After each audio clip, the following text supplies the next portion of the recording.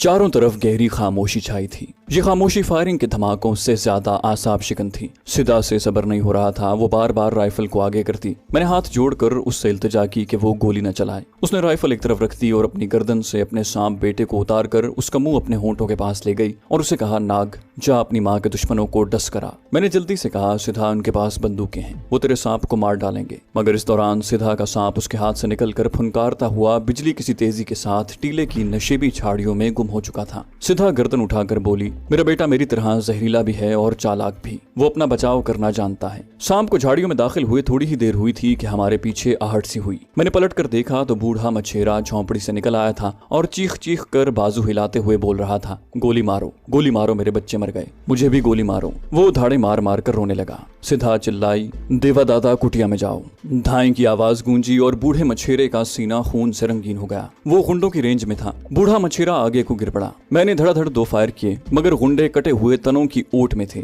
सिधा ने लपक कर बुढ़े को उठाया। बुढ़े के सीने से रहा सहा खून उबल रहा था। उसकी गर्दन ढलक चुकी थी। सिधा ने उसे वहीं डाल दिया। बुढ़ा मर चुका था। वो गजबनाक होकर मेरे पास आई और आते ही उसने अंधाधुंध 2 गोलियां चला दी। मैंने राइफल सिधा के हाथ से छीन ली। बावली हो गई हो, क्यों गोलियां जाया करती हो? इस बुढ़े ने खुद अपनी मौत को आवाज दी है। सिधा बेदम सी होकर बैठ गई। मैं उसकी राइफल के चैम्बर को लोड करने लगा। उसने गजबनाक होकर कहा, रघु, तुम भी मेरे दुश्मन हो, तुम मुझे खूनियों को मारने क्यों नहीं देते? मैंने कोई जवाब न दिया। उसकी भरी हुई राइफल अपने करीब रख ली और मोर्चे के पत्थरों में से दुश्मन के मोर्चे की तरफ देखा। वो अभी तक वहीं दुबके बैठे थे। सिधा ने एक तरफ जोर से थूक दिया और बोली, कोई बात नहीं रघु, नहीं तो न सही, मेरा बेटा नाग मेरा बदला लेगा। मेरी निगाहें उन कटे हुए दरख्तों के गिरे पड़े तनों पर लगी थीं, जिनके पीछे बाकी गुंडों ने मोर्चा बनाया हुआ था। इतने में उधर अचानक गैर मामूली सी हरकत हुई। एक आदमी उछल कर परे गिरा। साथ ही चीख बुलंद हुई, सांप सांप। धाएं, एक फायर हुआ। सिधा चिल्लाई, मेरा बेटा नहीं मर सकता, वो बचकर मेरे पास आ जाएगा, उसने एक दुश्मन को डस लिया है। और सिधा दीवानों की तरह कह लगाकर हंसने लगी।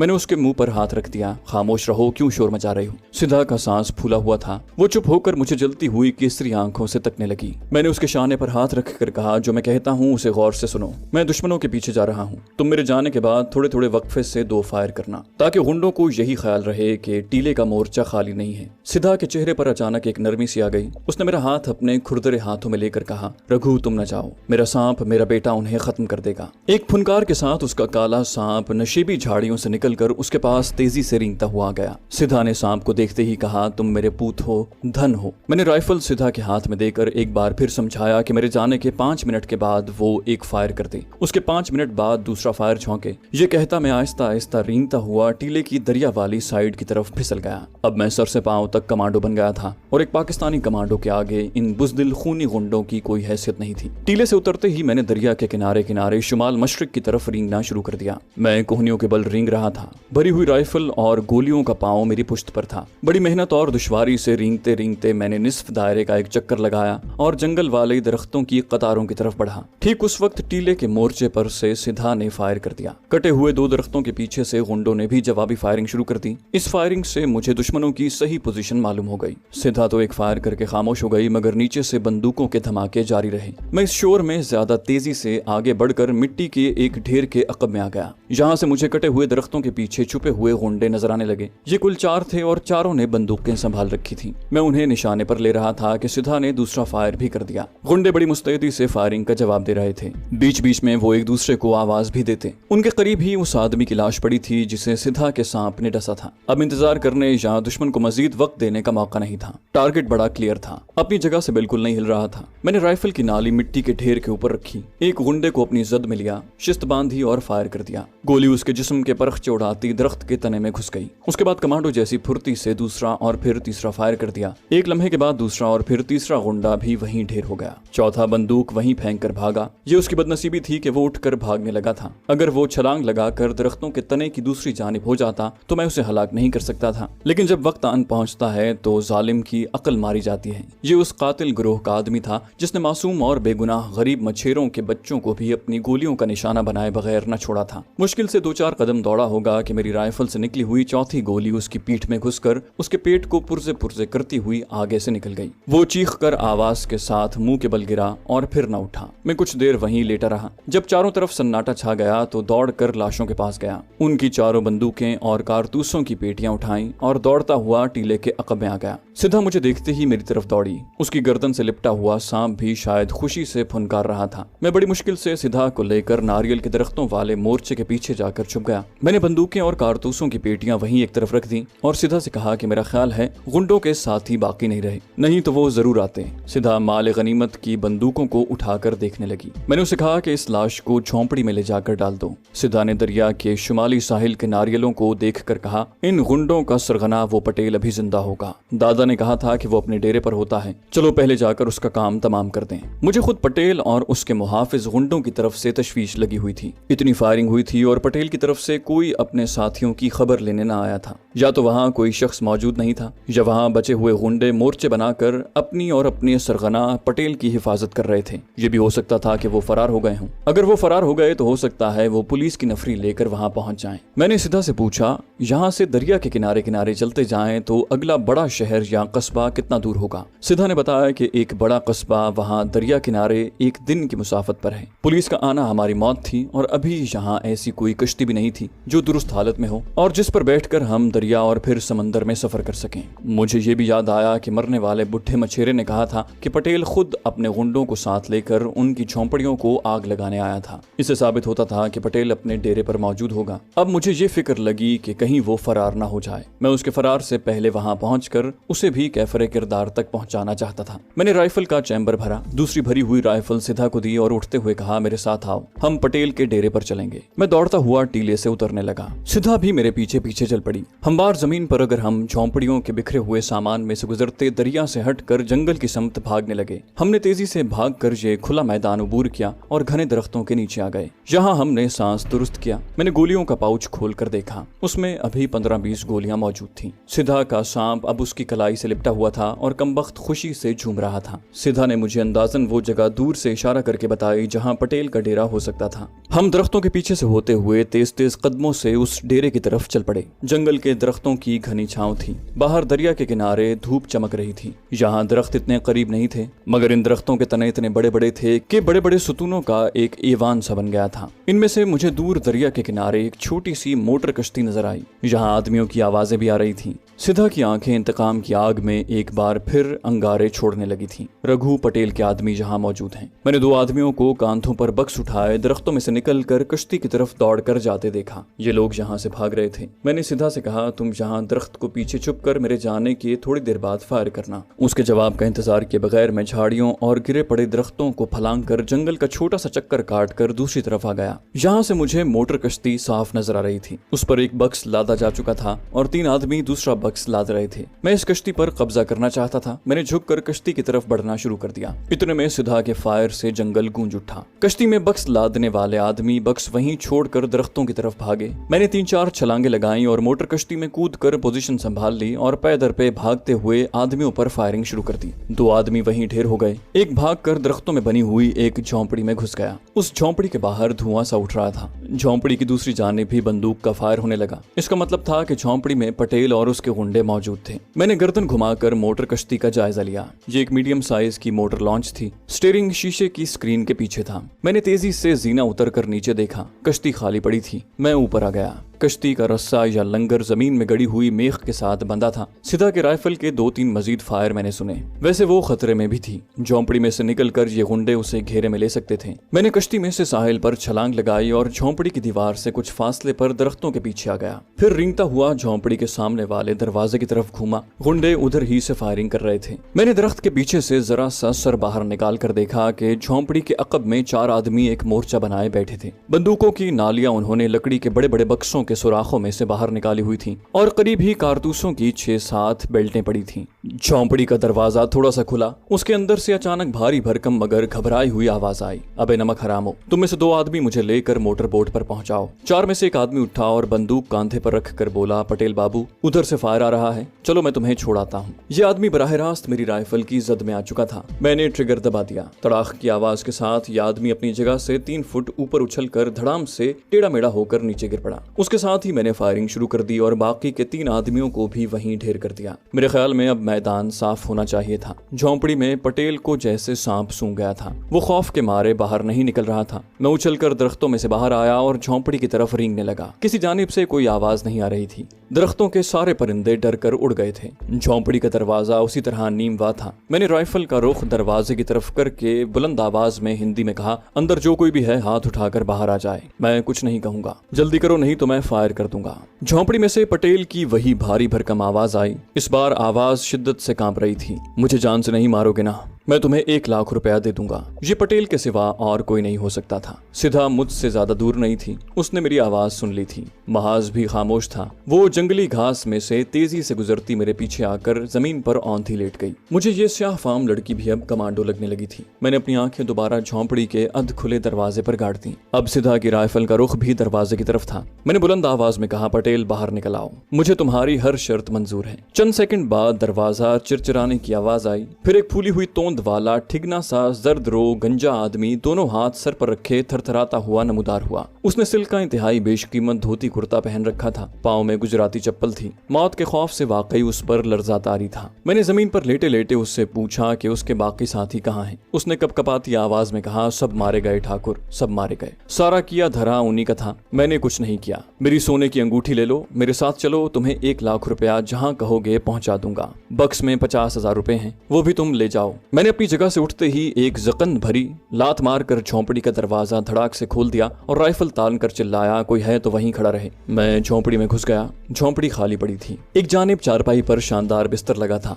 मैं बाहर निकल आया। पटेल को सिधा ने अपनी राइफल की जद में ले रखा था। पटेल उसी तरह अपने हाथ सर पर रखे खड़ा था। मैंने सिधा को इशारे से बुलाया। हम दोनों की शक्लें देखकर पटेल की रही सही हिम्मत भी जवाब दे गई। सिधा के स्याह फाम चेहरे, केसरी आंखें और कलाई से लिपटे शाम को देखकर उसके पसीने छूट गए। मेरी अपनी शक्ल भी किसी खून पी जाने वाले दरिंदा सिफत डाकू से कम न थी। मैंने पटेल का एक हाथ नीचे गिरा दिया। हाथ नीचे कर लो पटेल, तुम सिधा के शिकार हो, मैं तुम्हें कुछ नहीं कहूंगा। पटेल ने सिधा के आगे हाथ जोड़ दिए। नाग देवी मुझे माफ कर दो, मैंने कोई गुनाह नहीं किया। सिधा ने राइफल कांधे से लटका रखी थी। उसने अपनी कलाई से लिपटे सांप के सर पर हाथ फेरते हुए फुनकार नुमा आवाज में कहा, मछेरों की झोंपड़ियों को किसने आग लगाई थी? मेरे माता पिता, मेरे भाई बहनों और बच्चों पर किसने गोलियां चलाई थी? पटेल ने गिड़गिड़ाते हुए कहा, देवी मैया, ये सब कुछ उन गुंडों ने किया था, मैंने तो उन्हें मना किया था। सिधा ने गजबनाक होकर कलाई वाला सांप पटेल के चेहरे पर रख दिया। निर्दयी, इन गुंडों को यहाँ लाया कौन था? सिधा ने सांप को मजीद करीब कर दिया। पटेल की आंखें दहशत के मारे उबल पड़ी और फिर वो बेहोश होकर चकराया और धड़ाम से जमीन पर गिर पड़ा। मैंने सिधा से कहा, इसका काम तमाम करो और वापस अपने टीले पर चलो। सिधा ने बेहोश पटेल के गंजे सर पर हाथ फेर कर कहा, मैं तो इससे प्यार करूंगी रघु, अब मैं इस गंजे पटेल से प्यार करूंगी।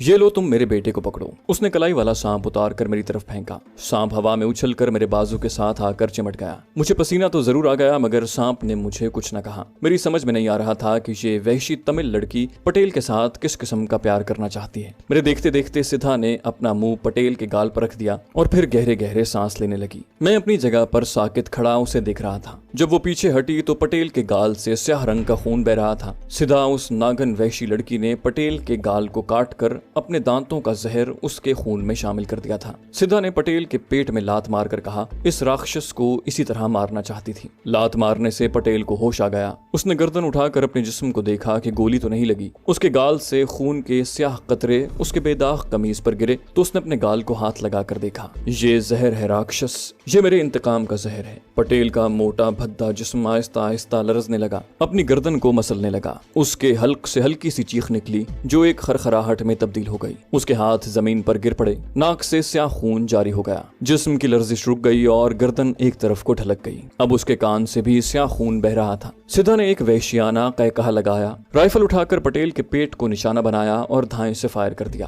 पटेल का जिस्म जरा सा उछला और तोंद हल्के से धमाके से फट गई। अंतड़ियां बाहर को उबल आईं। मैंने सिधा का बाजू थामा और उसे घसीटता हुआ दूसरी तरफ ले गया। सिधा पर वहशत सवार थी। शायद वो पटेल की लाश को कच्चा चबाना चाहती थी। वो मेरे बाजुओं से निकल जाती। मैंने बड़ी मुश्किल से उसे संभाला और झोंपड़ी की दूसरी तरफ ले जाकर एक मटके से पानी पिलाया। वो जमीन पर बैठ गई। फिर अपने माता पिता को याद करके देर तक रोती रही। मैं उसके सर पर हाथ रखे उसे दिलासा देता रहा। जब उसकी तबीयत को कदरे सुकून आया तो हम मोटर कश्ती में आ गए। उसकी तलाशी ली, बक्स को खोल कर देखा। उस बक्स में सिवाय ऊट पटांग चीजों और मजदूरों के बही खातों के और कुछ न था। एक बक्स बाहर साहिल पर गिरा पड़ा था। उसे खोल कर देखा तो उसमें साफ सुथरी धोतियां, कुर्ते और 4 नई चप्पलें बरामद हुई। एक रुमाल में 2000 रुपए के करेंसी नोट लिपटे हुए थे। हमने ये चीजें एक गठरी में डालकर मोटर कश्ती में रख दी। अब वापस झोंपड़ी की तलाशी लेने आए। देखा कि पटेल की लाश गल सड़ गई थी और उस पर कीड़े मकोड़े रेंग रहे थे। सख्त बदबू आ रही थी। हमने झोंपड़ी में जाकर तलाशी ली, जहाँ दीवार के साथ आटे चावल की बोरियां, घी के कनस्तर वगैरह पड़े थे। एक बड़ी कीमती राइफल और गोलियों का बेल्ट दीवार से टंगा था। ये शायद पटेल की अपनी राइफल थी। कमबख्त इस कदर बुजदिल था कि उससे कोई काम न ले सका। हमने कपड़ों की गठड़ी भी वहीं पलंग के बिस्तर पर फेंक दी। लाश की बदबू अंदर आ रही थी। हमने बाहर आकर इधर उधर से खुश्क टहनियां, पत्ते और सूखे दरख्तों के गिरे पड़े टुकड़े एक कोने में जमा करके पटेल की लाश पर फेंकी। फिर दूसरे आदमियों की लाशों को भी वहीं ढेर किया। कुछ और लकड़ियां और दरख्तों के कंधे लुढ़का कर लाशों पर डाले और आग लगा दी। सीधा इन लाशों को जलने दो,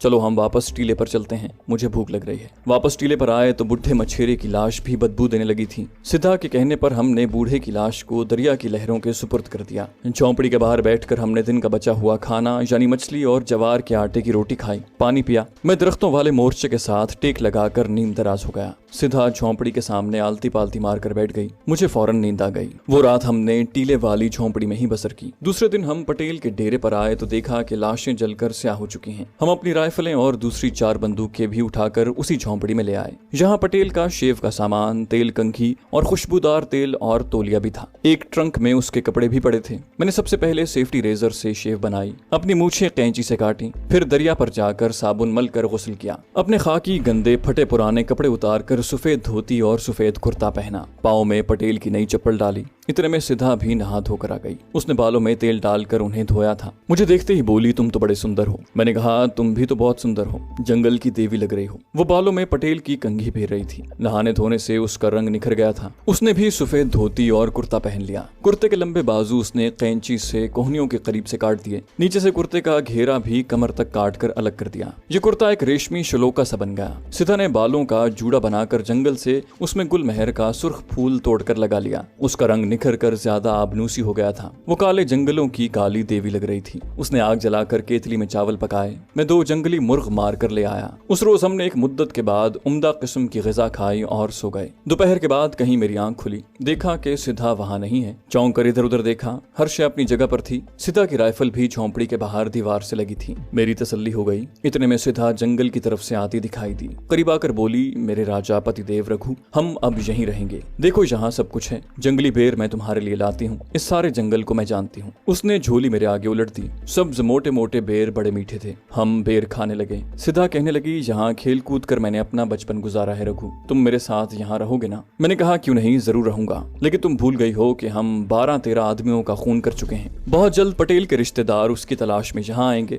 हो सकता है उनके साथ पुलिस भी हो। मेरे साथ तुम भी पकड़ी जाओगी। सिद्धा एकदम चुप हो गई। फिर अपनी राइफल थाम कर बोली, रघु, हम उनका मुकाबला करेंगे। मुझे अब निशाना लगाना भी आ गया है। यहाँ कारतूस भी बहुत हैं। मैंने कहा, कहाँ तक मुकाबला करेंगे? बंबई की सारी पुलिस यहाँ आकर हमें घेरे में ले लेगी, फिर हम कहाँ जाएंगे? सिद्धा का चेहरा उदास हो गया। मैंने आहिस्ता से कहा, ये भी सोच लेंगे कि कहाँ जाना है, अभी ये बेर खाओ। सिद्धा से ज्यादा मुझे ये गम खाया जा रहा था कि इस लड़की को लेकर कहाँ जाऊंगा। हकीकत ये है कि मुझे उस लड़की से थोड़ी सी मोहब्बत थी। इसके सिवा मेरा इस दुनिया में कोई दूसरा नहीं था। अपने ससुराल वो वापस नहीं जा सकती थी। वो लोग उसे जरूर मार डालते। यहाँ वो अकेली नहीं रह सकती थी। मैं अपने साथ उसे कैसे ले जा सकता था? मेरा मिशन बेहद अहम था। मुझे डॉक्टर आफरीदी को भारतीय कैद से छुड़ाकर बंबई पहुंचाना था। जिस जंगल में डॉक्टर आफरीदी कैद था, मेरे अंदाजे के मुताबिक यहाँ से वो दरिया के ऊपर की जानिब 50-60 मील के फासले पर था। मैं इस मिशन में सिद्धा को साथ नहीं ले जा सकता था। मुझे ले जाना भी नहीं चाहिए था। आखिर वो एक भारतीय लड़की थी और मैं पाकिस्तानी मुसलमान जासूस। अगर उसे पता चल गया कि मैं मुसलमान हूँ और पाकिस्तानी एजेंट हूँ, तो उसके अंदर भारत माता का प्यार बेदार हो सकता था और वो मुझे गिरफ्तार करवा सकती थी। कम से कम मुझे इसी तरह सोचना चाहिए था। इस जंगल में पटेल के डेरे पर भी ज्यादा दिन नहीं रह सकते थे। कुछ दिन गुजरने पर जब कस्बे में पटेल के घर बार वालों को उसकी खबर न मिली, तो ऐन मुमकिन है कि उसके बेटे पुलिस की गार्ड लेकर यहाँ पहुँच जाएं।